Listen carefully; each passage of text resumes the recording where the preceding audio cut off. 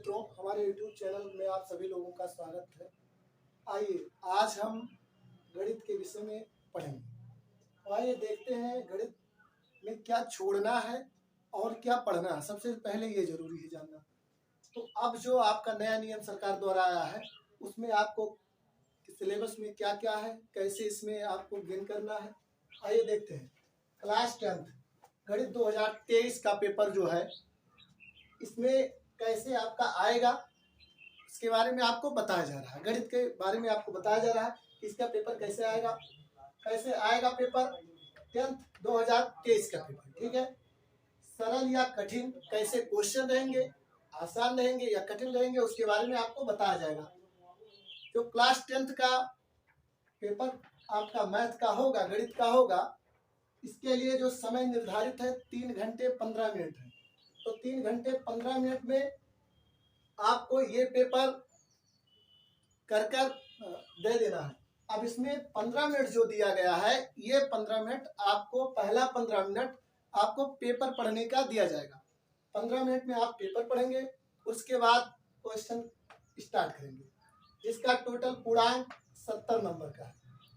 जबकि इसमें आप जानते हैं जो 30 नंबर आता है वो आपका प्रैक्टिकली सब्जेक्ट है। प्रैक्टिकल जो मैथ का रहता है उसमें 30 नंबर मिलता है। तो इसका जो संपूर्ण पूरा पूर्णांक है वो 70 नंबर का है, जिसमें से आपको 3 घंटे 15 मिनट में इसको करना है। इसलिए ये बताया जा रहा है टाइम, क्योंकि आपकी जब प्रैक्टिस रहेगी कि इतने समय में ये क्वेश्चन हम कर लेंगे, तो इसी के हिसाब से आप उसको टाइम को देख कर करेंगे, क्योंकि निर्धारित टाइम जो रहता है। आइए सामान्य निर्देश, सरकार के द्वारा जो आपको निर्देश दिया जाएगा, इसमें सामान्य निर्देश क्या रहेगा, उस पेपर में कैसे दिया जाएगा। इस प्रश्न का 2 खंड रहेगा। ठीक, सबसे पहले इस प्रश्न का कितना खंड रहेगा, 2 खंड रहेगा। ठीक, अब 2 खंड इस प्रश्न के रहेंगे। कौन कौन रहेंगे? पहला जो खंड रहेगा वो अभी तक जो था टोटल बहुविकल्पीय, ये वर्णात्मक था। ठीक है, बहुविकल्पीय में आपके 4 क्वेश्चन सिर्फ आते थे। कितने आते थे भैया? 4 क्वेश्चन। तो जब 4 क्वेश्चन आते थे, लेकिन अब सरकार द्वारा जो नई नीति आई है उसमें आपका ये 4 क्वेश्चन नहीं है। अब ये क्वेश्चन आपको उसी तरीके से जो बहुविकल्पीय था उसको बढ़ाकर 20 क्वेश्चन कर दिया गया। जो आपको जानना जरूरी है, अभी तक जितने भी पेपर हुए हैं, अनुसार भी आप लोग के पास होगा, आप देखिएगा, तो उसमें ये 4 ही क्वेश्चन आते थे 1 नंबर में। अब आपका एक नंबर का ये 20 प्रश्न आएंगे जो बहुविकल्पीय टाइप रहेंगे, जो ये आपके लिए कठिन भी है। आपको जब आप टाइम देखते हुए पढ़ेंगे तो आपके लिए बहुत फायदेमंद है। आइए देखते हैं दूसरा क्या है। पहला है खंड आ में 20 अंक प्रश्न बहुविकल्पीय होंगे। 20 प्रश्न ऐसे आएंगे जो बहुविकल्पीय होंगे, प्रत्येक का 1 नंबर 1 मार्क मिलेगा। यानी मतलब अगर आपको इसमें से 20 घटा दिया जाए, ठीक है, तो आपको कितना बचा? 50 मार्क। तो आपका जो 50 मार्क है वर्णनात्मक है, वर्णनात्मक प्रश्न से मिलेगा। जैसे आप लोग लिखते हैं, सवाल को लगाते हैं, तो सवाल को लगाने के बाद ये वर्णनात्मक जो आपका अंक है ये 50 अंक का है।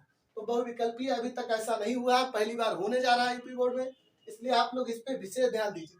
जैसे आप बहुविकल्पीय में बहुत कठिन लगता था। आइए आगे देखते हैं, जिनके उत्तर OMR शीट पर देने हैं। अब ये OMR शीट क्या है? ये आपको एक शीट दिया जाएगा जिसपे ये 20 क्वेश्चन रहेंगे। अब इस 20 क्वेश्चन में प्रत्येक क्वेश्चन का 4 उत्तर दिया जाएगा। अब ये 4 उत्तर जो है, इसी में से एक कोई सही रहेगा। जब आप बहुत वीकली पढ़े रहेंगे तब इसके बारे में जानेंगे।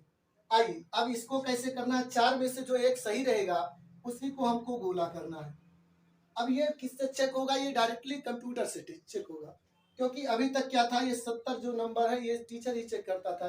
ये भी टीचर चेक करेगा, लेकिन ये कंप्यूटर का टीचर, क्योंकि वो कंप्यूटर ही टीचर रहेगा, उस पर रखा जाएगा आपका ये, और वो आपका तत्काल बता देगा कि कितना नंबर सही है कितना नंबर गलत है। आइए आगे देखते हैं। दूसरा खंड जो बा है, ये 50 अंक के वर्णनात्मक प्रश्न है। ठीक है, इसमें क्या है, आपका दूसरा जो खंड है इसमें 50 नंबर का ये रहेगा, और इसमें आपको लिखना है। ठीक है, और क्या करना है, OMR शीट जो है, OMR शीट में आपको कहीं कटिंग नहीं करना है, कहीं आपको व्हाइटनर नहीं लगाना है, क्योंकि अगर उस पर आप व्हाइटनर लगा दिए या उस क्वेश्चन को काट कर उसमें जो आपके चारों दिए रहेंगे, अगर इन चारों में काट कर इसको भी गोला कर दिए इसको भी गोला कर दिए, तो इस पर आपको एग्जामिनर द्वारा कोई नंबर नहीं दिया जाएगा। तो इसलिए आप किसी एक पर गोला करेंगे, और ये भी होना चाहिए कि इसका कटा नहीं होना चाहिए कि एक गोला कर दिया एक थोड़ा सा काट दिया। तो इस तरीके से करेंगे तो इस पे नंबर नहीं मिलेगा। राइटिंग पे आप लोग विशेष ध्यान दीजिए। आइए देखते हैं आगे। अब हम लोग आते हैं अपने प्रश्न पर। ये तो आपका था कि कम से कम आप पहले जानेंगे कि हमको क्या पढ़ना है, क्या छोड़ना है, कैसे क्या करना है, तभी हो पाएगा। एक बार और देख लीजिए, 10th का जो 2023 का सिलेबस है सरकार द्वारा चेंज हो गया है, जिसमें क्या बढ़ गया है, ये 20 अंक का बहुविकल्पीय प्रश्न। ये आपका 20 अंक का जो बहुविकल्पीय प्रश्न है ये आपके लिए बहुत इंपॉर्टेंट है, क्योंकि बहुत डीपली पढ़ोगे तब ये 20 अंक का बहुविकल्पीय प्रश्न आप समझ पाओगे। तो आइए आज हम देखते हैं कि इसमें हम लोग पढ़ेंगे आज क्या।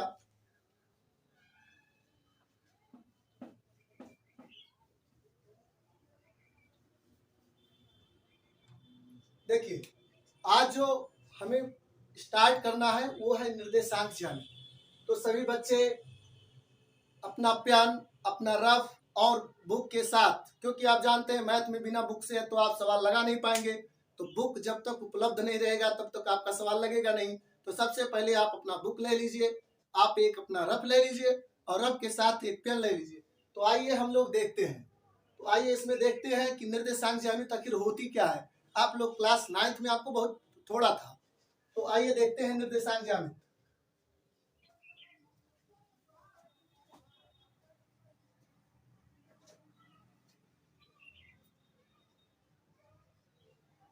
निर्देशांक ज्यामिति को इंग्लिश में कोऑर्डिनेट ज्योमेट्री बोलते हैं। आइए इसमें देखते हैं निर्देशांक ज्यामिति आखिर है क्या।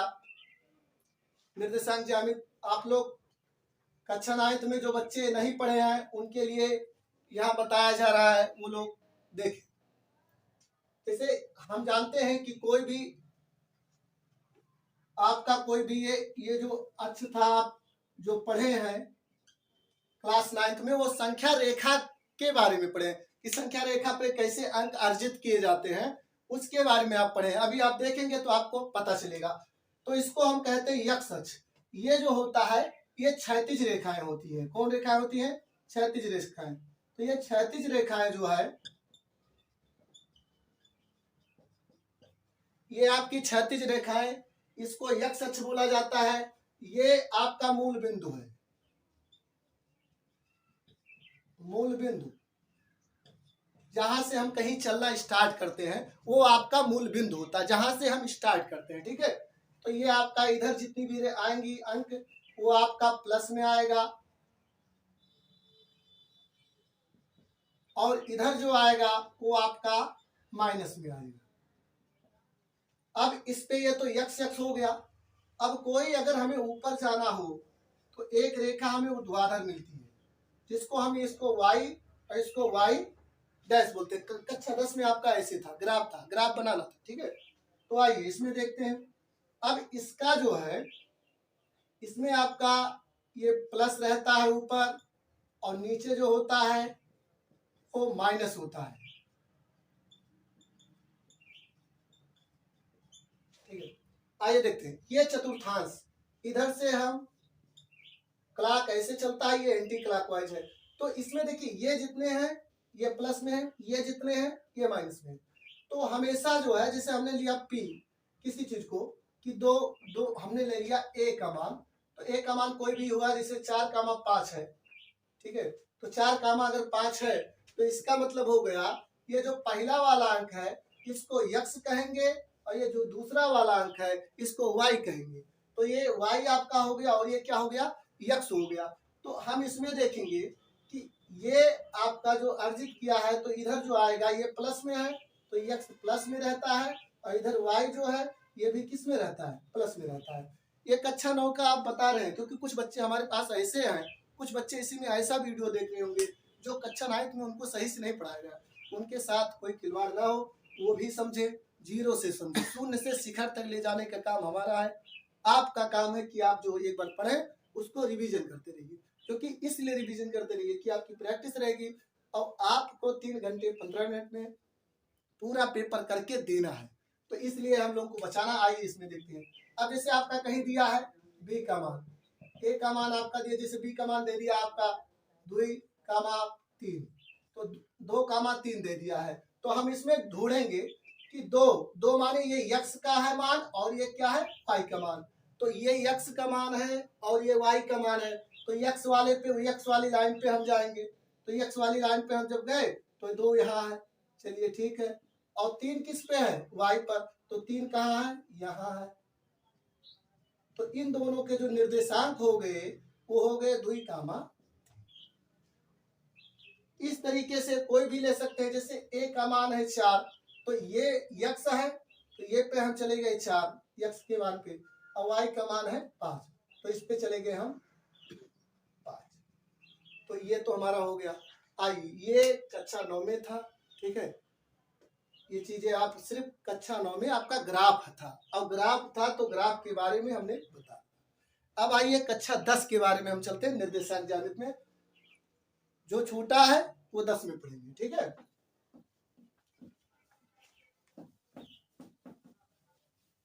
अब निर्देशांक ज्यामिति में है क्या, 3 चीजें हैं। पहला आपका है दूरी सूत्र, दूरी सूत्र, ठीक है। आपका दूसरा क्या है, आपका दूसरा जो है वो विभाजन सूत्र है। क्या है, विभाजन सूत्र।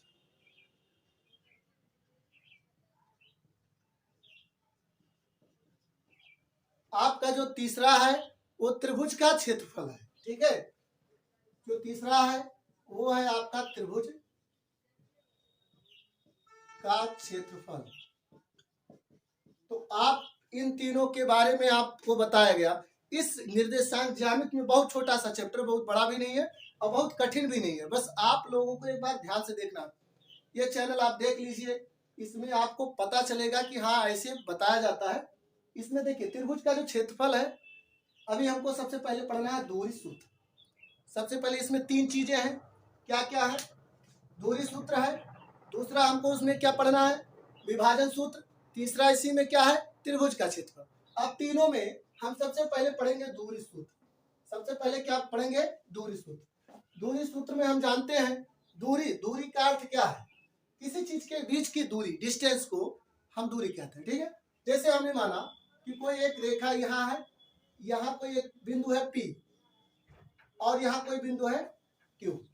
तो अगर 2 बिंदु है, ये दोनों के बीच की कुछ दूरियां होती है, तो इनको हम कैसे ज्ञात करें। इसको मान लिया x1 और x, और इसको मान लिया y1, इसको x1, और इस दूरी को मान लिया x2 और इसका y।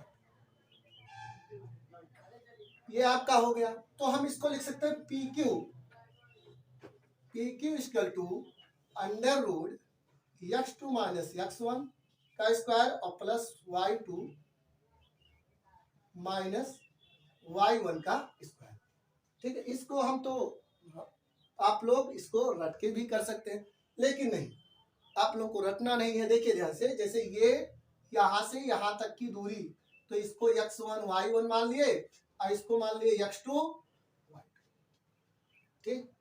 अब ये आपका सूत्र है, इसको आप रट के कर सकते हैं, लेकिन यहाँ कोई रटाना नहीं है, क्योंकि सवाल को लगाना है। जब तक आप इसको समझेंगे नहीं तब तक आप इसको पकड़ेंगे नहीं। आइए जो दूरी सूत्र है इसको कैसे निकालते हैं, इस पे आइए देखते हैं।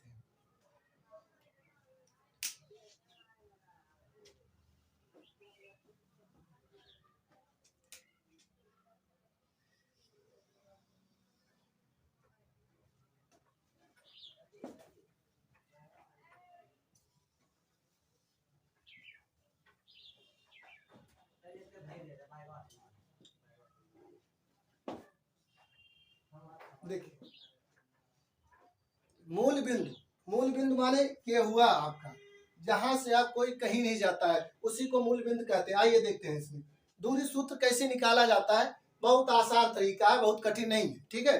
जैसे हमने कोई बिंदु ले लिया, ये अभी मैंने बताया ना, कोई बिंदु ले लिया, तो उस बिंदु को यहाँ से यहाँ तक की जो दूरी होती है, ठीक है, इस बिंदु को हमने P माना था और इस बिंदु को क्या माना था, Q, ठीक है। इसको हमने माना था x1 y1 और इसको हमने माना था x2 y, ठीक है। तो अब हम इसको दूरी सूत्र का प्रयोग कैसे निकालते हैं, ये चीज देखिए आप। क्योंकि आपको बहुत कम वीडियो मिलेगा जो ऐसा मिलता है। तो आइए हम देखते हैं। अब यहाँ दिया है x1, x1 दिया है, तो अगर हम x किधर है, इधर है, तो x वाले पे हम चलेंगे। तो x1 कहाँ है, तो कहाँ है, यही है। तो हम x मानिए यहाँ से यहाँ तक की दूरी को x1 कहते हैं। क्या कहते हैं भैया, x1। यहाँ से यहाँ तक की दूरी को x1 कहते हैं। और जाहिर सी बात है, अगर यहाँ से ये y वाला पोर्शन है, तो यहाँ से ये y वाला पोर्शन है, तो इसको हम यहाँ से मिला दिए। तो इस वाले पोर्शन को y से y, तो यहाँ देखिए इस वाले दूरी को y1 कहते हैं। क्या कहते हैं भैया, y1 कहते हैं। ठीक है, तो आइए ये तो हमने इनको मिला दिया। अब आ जाइए x2 दिया है, तो x2 कोई अगर दूरी x1 हो सकती है, तो अगली इसी लाइन पे क्या x2 नहीं हो सकती, हो सकती है, क्योंकि ये वाला हम क्या मिलाएंगे, x2। अब x2 कहां से कहां तक, यहां से यहां तक x1 था। अब यहां देखिए x2 लगा है, तो इसी लाइन पे हम x2 लेंगे। x2 हम यहाँ ले लिए। ठीक है, अब x2 हमने ले लिया, और ये आपका क्या हो गया, देखिए y2 है, तो y वाले उस पर हम y2 ले लिए। तो y2 अगर हम यहाँ लेंगे, तो ये हो जाएगा y2। ठीक है, अब देखिए यहाँ एक चीज ध्यान से देखिए, अगर हम इन दोनों को मिला देते हैं, ठीक है, इसको ऐसे खींचे, इसको ऐसे खींचे, तो देखिए ध्यान से देखिए, एक ये त्रिभुज का निर्माण होता है, और इस त्रिभुज में ये जो कोण है, इस समकोण है। और जैसे समकोण मिलेगा, इसको हम मान लिए r, और जैसे समकोण हुआ तैसे तुरंत पाइथागोरस प्रमेय लागू होगा, क्योंकि ये आपका आधार, ये लंब, और ये क्या हो गया, कर्ण हो गया। आधार, लंब और कर्ण हो गया, तो इसीलिए इसको हम क्या करेंगे, तुरंत देखेंगे। साइड में देखिए फटाक से, कैसे देखते हैं, ये देखिए, ये P है, ये आपका Q है, ये R है। सूत्र निकालना बहुत आसान है। इसमें हम इसको जानते हैं, ये आधार है, और ये आपका लंब है, और ये आपका कर्ण है। ठीक है, तो आइए इसको हम देखते हैं। अभी मैंने यहाँ बताया है कि दूरी सूत्र का आपका क्या होता है, PQ = x2 - x1 का स्क्वायर और प्लस y2 - y1 का स्क्वायर। ठीक है, तो आइए इस साइड में हम देख लेते हैं। तो हमें क्या मिलेगा, इसमें देखेंगे कर्ण निकालना है, तो कर्ण का स्क्वायर इन दोनों के स्क्वायर के बराबर होता है। तो कर्ण का स्क्वायर क्या है, PQ का स्क्वायर बराबर, यहाँ हम लिख लेंगे कि कर्ण का स्क्वायर बराबर आधार का स्क्वायर और प्लस लंब का स्क्वायर। ठीक है, कर्ण का स्क्वायर इन दोनों के स्क्वायर के बराबर होता है, तो हम लिख सकते हैं इसका कर्ण कितना है, PQ।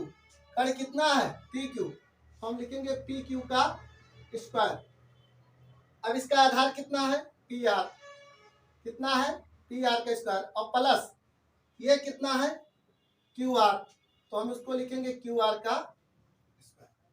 तो अब इसमें हम देखेंगे PQ का स्क्वायर, तो PQ क्या होगा, PQ x2 में से x1 को हम क्या करेंगे, घटाएंगे।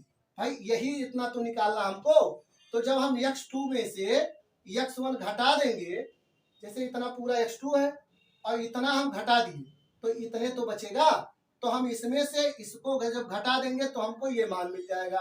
तो हम लिखेंगे √x2 - x1, क्या लिखा है, स्क्वायर, तो हम लिख लेंगे स्क्वायर, प्लस का चिन्ह है, प्लस का चिन्ह। QR कहाँ है, यहाँ है। अब QR में यहाँ आ जाइए, यहाँ ये y2 है, y2 ये पूरा है, लेकिन इसका जो है यही इसके देखिए, इसके जगह पे है, इसके सीधे पे, तो y2 इतना निकल जाएगा। तो y2 में से y1 निकाल देंगे, तो हमें कितना मिल जाएगा, इतना। तो y2 - y1 का स्क्वायर, तो हम क्या लिखेंगे, PQ = √x2 - x1 का स्क्वायर और प्लस y2 - y1 का स्क्वायर। ठीक है, देखिए यही आपका क्या है, दूरी सूत्र, यही आपका दूरी सूत्र है। PQ = √x1 - x2 का square plus y2 minus y1 का स्क्वायर। सारे सवाल आपका इसी पे लगेगा, ठीक है। अब एक चीज और जान लीजिए, एक सेकंड का और काम है, क्योंकि ये मैं लिखाता हूँ। इसमें नोट ये है कि इसको पलट भी सकते हैं। जैसे आप ये सोचिए, क्या सर जी हमेशा जो है x2 आगे रहेगा, x1 बाद में रहेगा? क्या है भाई, x2 आगे है, x1 बाद में है? ऐसा कुछ नहीं है। इसलिए नहीं है, देख लो थोड़ा कि इसमें क्या होता है। x2 मानते हैं कि चलिए ठीक है, x2 को हमने मान लिया 3 है, ठीक, और x1 को हमने मान लिया 2 है। ये x2 है और ये x1 है, ठीक है। तो अब अगर हम इसको देखें, चलिए देख लेते हैं। अगर 3 में से हम 2 को घटा के स्क्वायर कर दें तो 3 में से 2 गया 1 हुआ, ठीक है। या बड़ा ले लीजिए, अभी अगर इसको नहीं समझ में आ रहा तो ये दूसरा ले लीजिए। जैसे ये मानते हैं ये 5 है और ये x1 जो है ये कितना है, 2 है, ठीक है।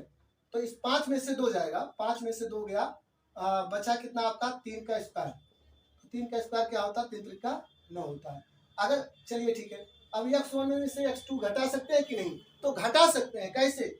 इसमें से 2 है और 2 में से हमने 5 लिया, तो आपका आ गया -3। ये 3 आया था, ये -3 आया।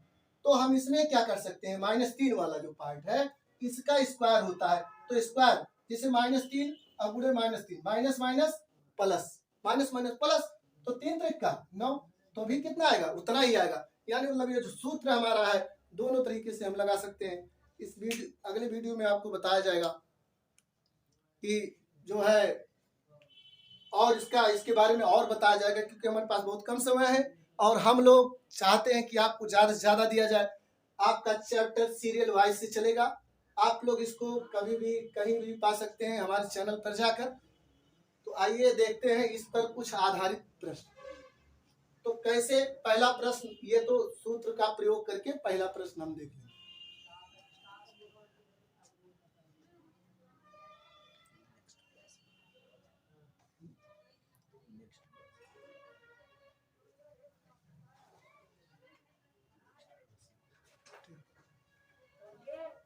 आइए, ये तो हो गया दूरी सूत्र का प्रयोग, बहुत अच्छा है, इसको आप नोट कर सकते हैं। नेक्स्ट क्लास में आपको बताया जाएगा क्वेश्चन। धन्यवाद।